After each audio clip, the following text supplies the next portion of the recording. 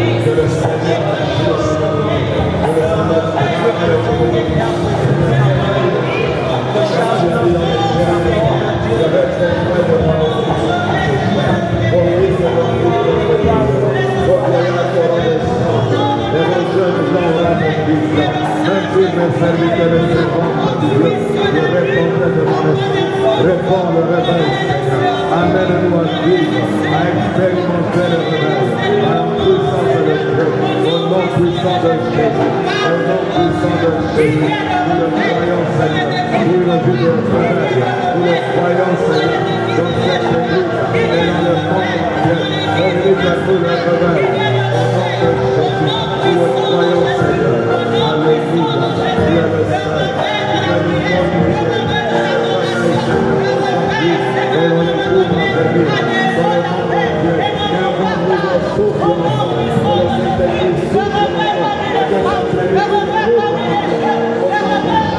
you.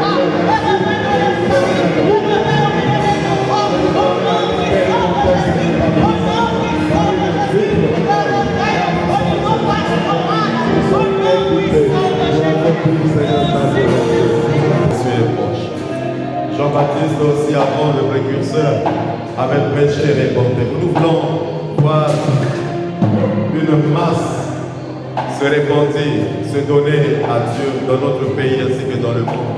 C'est pourquoi nous allons prier pour que le Saint-Esprit qui combat de la justice et du jugement convainc les gens et les conduit sur le chemin de la repentance. Et le bon envoi, prions ensemble. Prions pour la repentance dans ce pays. Que les méchants changent leur foi. Que les méchants viennent au Seigneur. Que les pécheurs abandonnent leurs péchés. Que les chrétiens obéissent à Dieu. Seigneur, prions pour le remède. Invoque le remède dans cette nation. Ainsi que dans le monde, Seigneur. Que l'Église, Seigneur, pousse les âmes au travers de nos vies, les personnes remplies de l'Esprit, afin d'amener le peuple, Seigneur, au Dieu de gloire. En Dieu de répandance sincère, nous le croyons, Seigneur. Communique la répandance et conduite, Seigneur, à abandonner le mal. Oh Dieu, qui a envié Thessalonique, et qui sont détournés des idoles, pour servir le Dieu véritable. Les gens se détournent du ciel pour servir le Seigneur. Les gens abandonnent, Seigneur, une nouvelle foi pour servir le Seigneur. Et nous prions, Seigneur, pour une vie que tu permettes à conduire le peuple, à conduire le monde vers une repentance sincère. Au nom de Jésus, au nom de Jésus, au nom de Jésus. Alléluia. Alléluia. Nous allons prier pour le salut des âmes. Que notre Dieu sauve les âmes. Qu'il amène plusieurs âmes à Jésus-Christ. Élevons nos voix et prions. Prions pour le salut des âmes. Que Dieu amène les âmes dans son Église. Que Dieu amène les âmes au Christ de Jésus. Et que des milliers d'âmes donnent leur vie à Jésus. Et que des milliers d'âmes soient sauvées. Car la Bible dit, tu seras sauvé. Toi et ta famille. Toi, mon Seigneur Jésus. Et tu seras sauvé. Seigneur, nous prions pour ceux de nos familles qui ne sont pas sauvés. Nous prions et nous demandons, Seigneur, que au nom de Jésus de Nazareth, que tu les sauves, que tu les sauves, que tu les sauves, que tu les amènes à la vie. Au nom de Jésus, alléluia. Et nous te remercions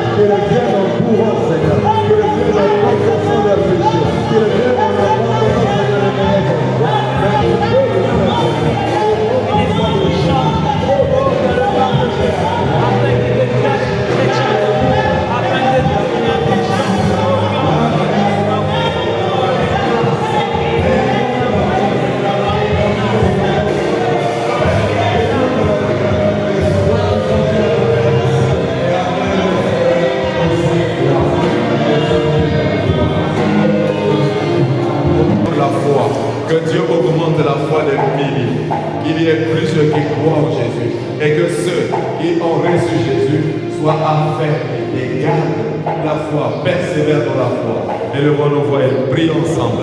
Au nom de Jésus. Au nom de Jésus. Nous prions, croyons Seigneur. Continuons de persévérer dans la foi. Et ne pas abandonner la foi. Car nous savons que toi, tu es la Bible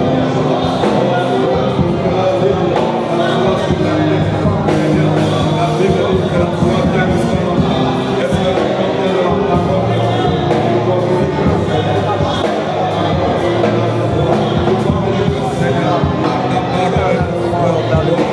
Jésus, merci.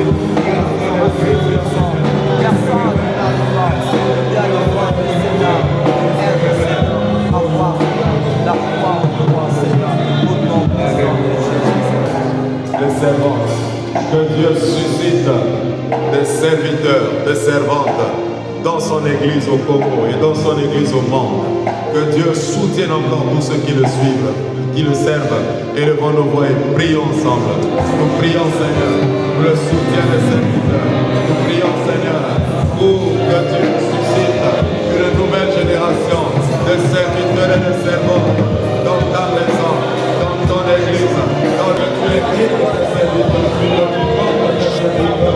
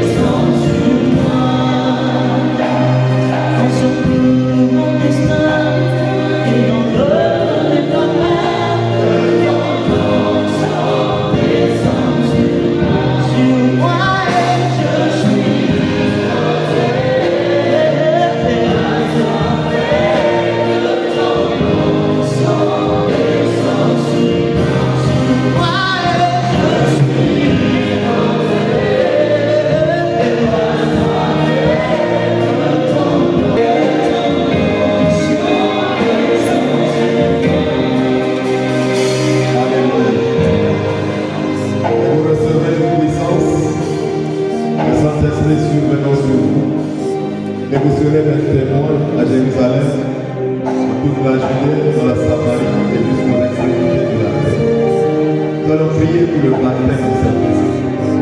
Que Dieu baptise son Église. Que Dieu remplisse ses serviteurs. Et pendant que nous sommes en train de prier, si l'Esprit te remplit, tu peux parler en langue, tu peux prier, selon que le Seigneur te conduit. Alléluia. Alléluia.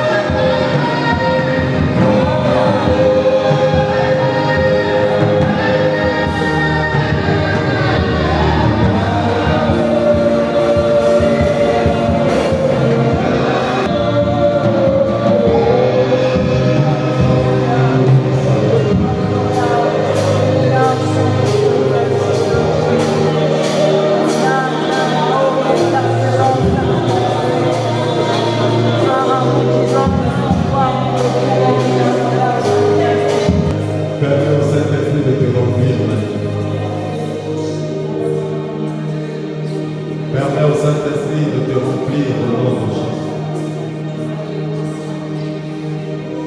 Permets au Saint-Esprit de t'équiper maintenant.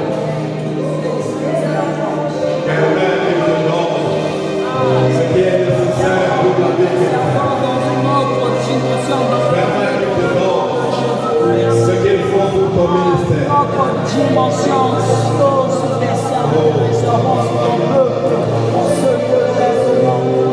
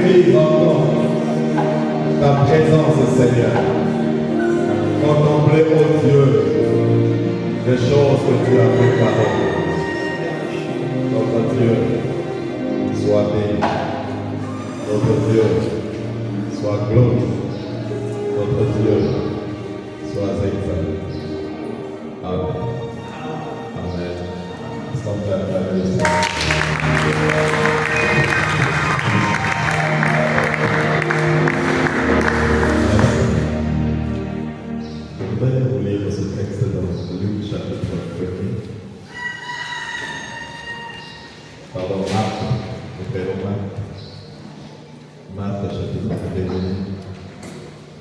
le verset 32 au verset 37. Marc chapitre 1, verset 32 au 37. Le soir, après le coucher du soleil, en lui amenant tous les malades et les démons, et il ne permettait pas aux démons de parler parce qu'il le connaissait. Vers le matin, pendant qu'il faisait encore très sombre, il se leva et sortit pour aller dans un lieu désert où il pria. Amen. Se tenir dans la prière.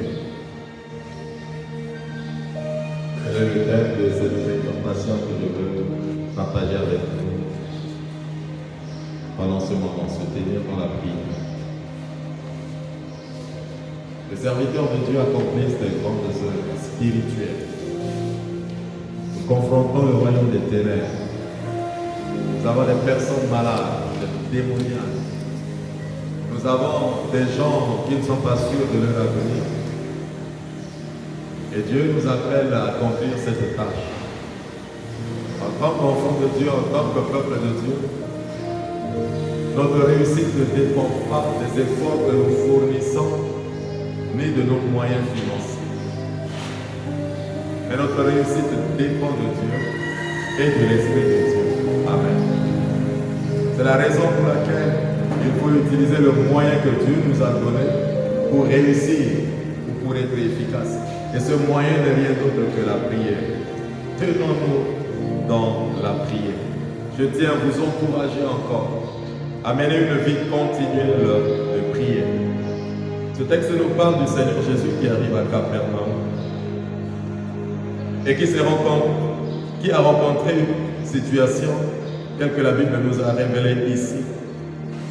C'est presque toute la ville qui est venue vers le Seigneur. Et les gens se sont tenus devant sa porte. On nous mentionne ici un temps précis. La Bible parle du soir. Le soir, c'est un moment où on est fatigué, on doit se reposer. Mais pour le Seigneur, il n'a pas eu de repos parce que les gens sont venus vers lui. Et on nous dit qu'on amenait des malades, on amenait des personnes qui étaient possédées. Mais qu'est-ce que Jésus faisait? Le Seigneur s'est mis à guérir ces malades. Le Seigneur s'est mis à chasser les démons. Et la Bible dit même qu'il a menacé aux démons de ne pas parler de lui parce que les démons le connaissaient. Et après avoir fait tout ce travail par le Seigneur, nous voyons dans la suite du verset 35 un autre temps. C'est le matin. Le Seigneur pouvait rester là, dormir.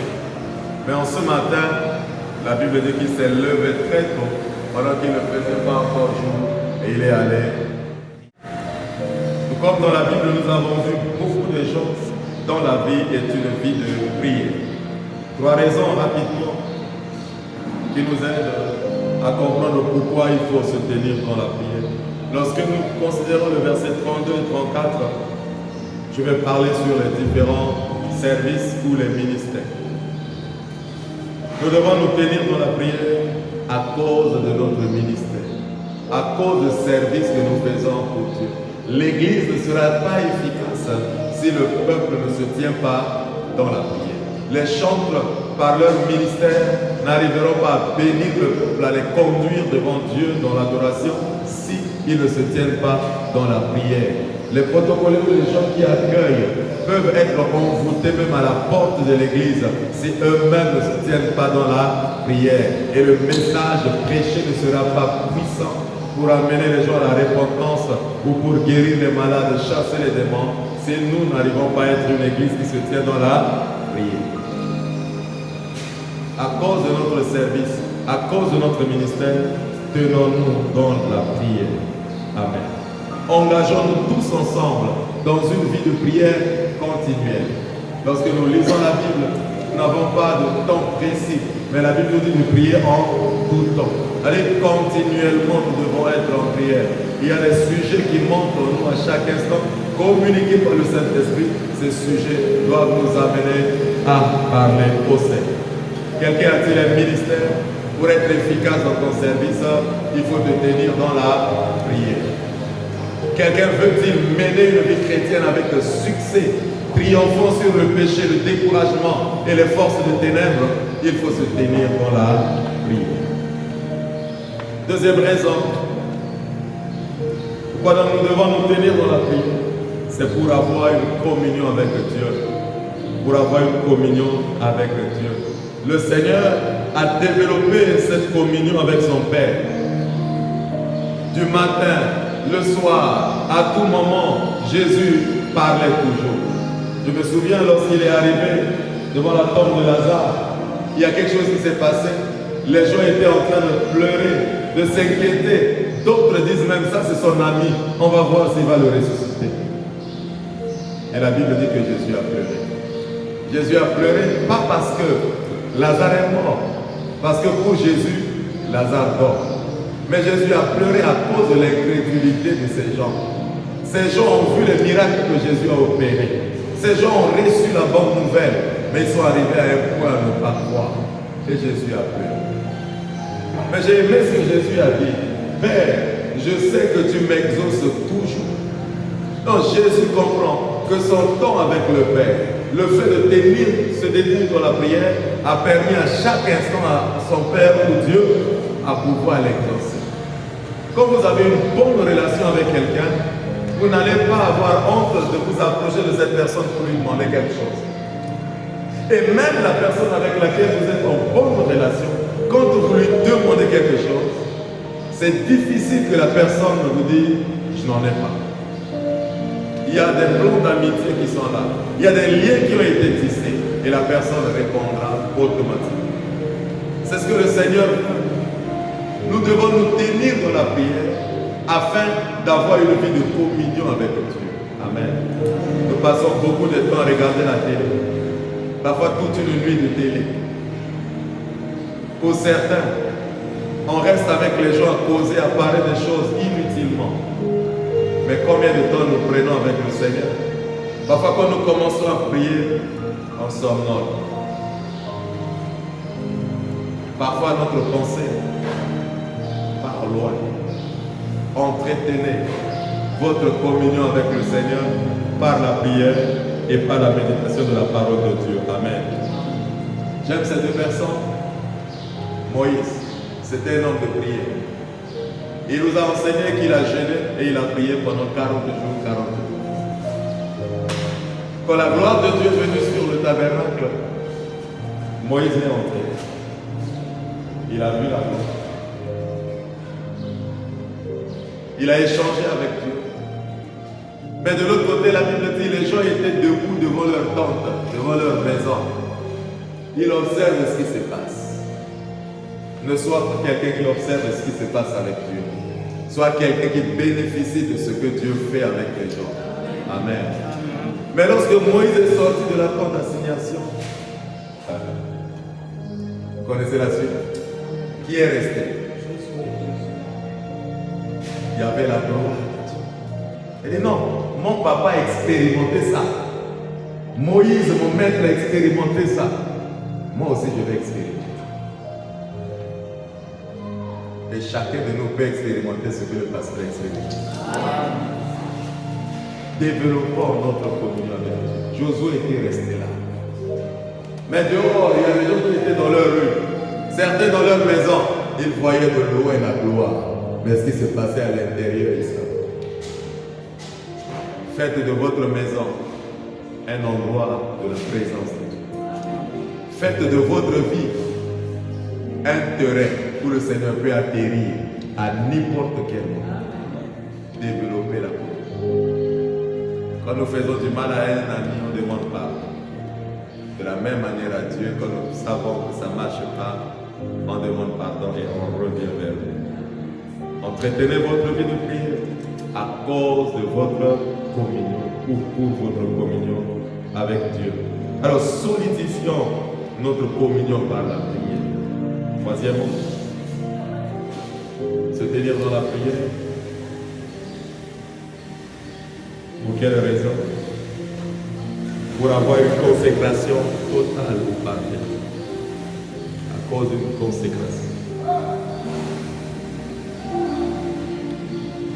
Lorsque nous voyons, toujours dans Marc le verset 37, et le verset 35 nous montre qu'il était allé dans un lieu désert pour prier. Là, nous avons déjà l'idée de la communion. Et au verset 37, on dit, quand il l'eut trouvé, il lui dit, tous te cherchent. Où est-ce qu'on te trouve? Est-ce qu'on te trouve devant la télé? Est-ce qu'on te trouve en faisant des causeries inutiles? En regardant le match ou en jouant au ballon? Dieu a besoin de nous trouver quelque chose. Et les gens qui cherchaient Jésus l'ont trouvé dans un lieu où il y avait la présence du Seigneur. Une vie de consécration. Comme Moïse, Jésus a fait combien de temps de prière aussi et jeûne? 40 jours et 40 jours. Alors, voyons la portée de leur ministère.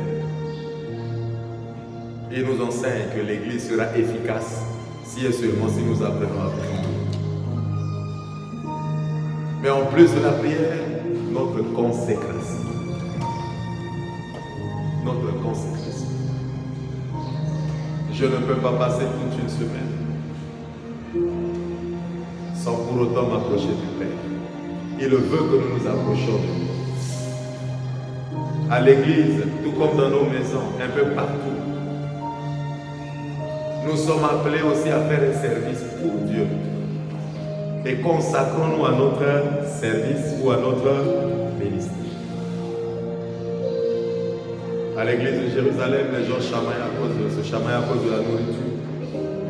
On a dit établissez les diacres qui vont distribuer la nourriture. Mais Pierre a dit une chose. Nous allons nous consacrer à quoi? Ministère de la parole et la prière. Chante, consacrez au chant. Protocolaire, consacrez-vous à votre service du protocole. Prédicateur, préparons-nous au ministère. Que chacun de nous, intercesseurs dans votre domaine, consacrez-vous à ce que Dieu vous a appelé à faire. Enfants ou enseignants, ou monitrices, consacrez-vous à enseigner les enfants. Que chacun de nous se lance dans sa vie de consécration par rapport à son service. Ne négligez rien. Amen. J'étais envoyé à Caï à l'époque 2 fois en mission. Dès que j'arrive le soir, le pasteur qui m'a reçu, nous sommes allés chez lui. Il sort, il revient, il était 20h. Il a mis la télé. Jack Moore. On est là, on regarde la télé. L'homme de Dieu ne m'a pas reçu par une prière.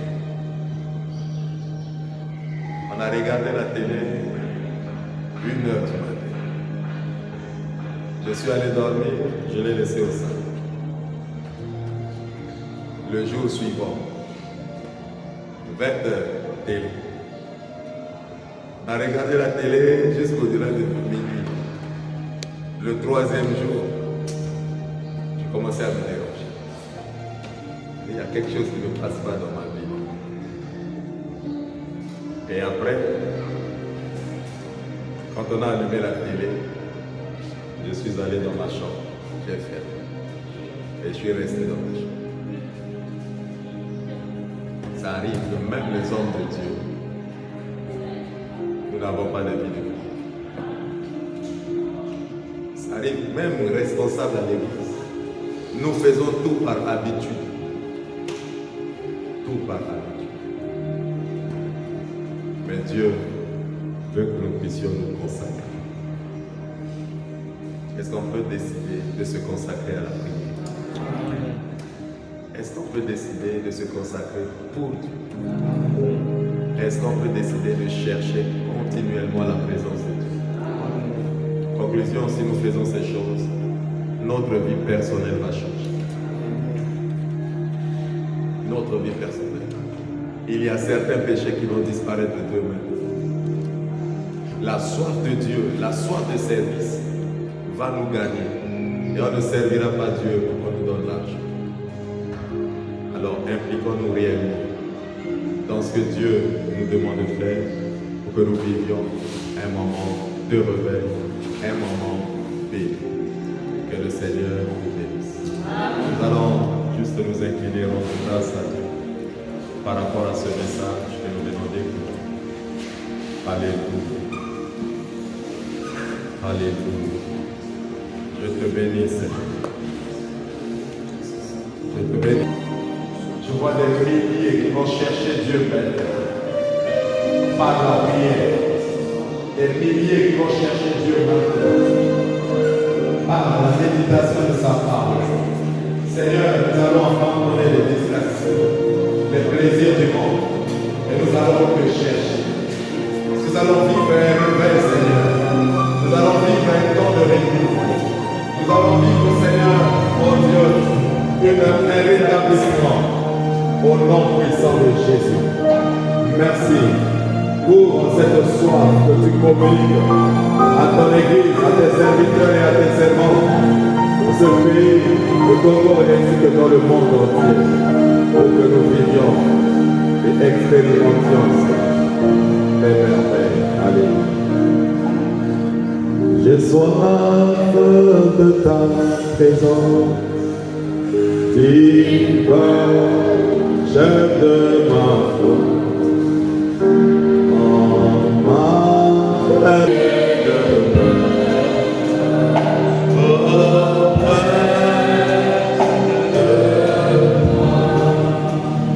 Je vais inviter Maman Rachel à faire la prière de clôturer ces moments.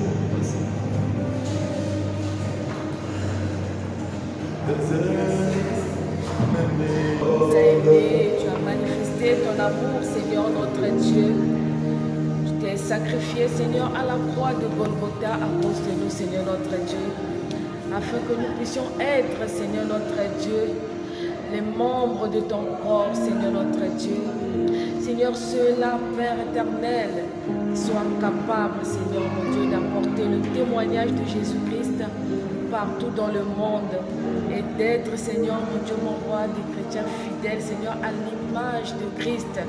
Seigneur notre Dieu, merci pour ce moment. Tu nous as encore parlé, Seigneur notre Dieu. Susciter, Seigneur, cette soif dans nos cœurs, Seigneur mon Dieu, mon roi, de nous engager profondément, Seigneur, dans ton œuvre, Seigneur. Et tout ce qui est de distraction soit ôté au milieu de nous, au nom de Jésus-Christ.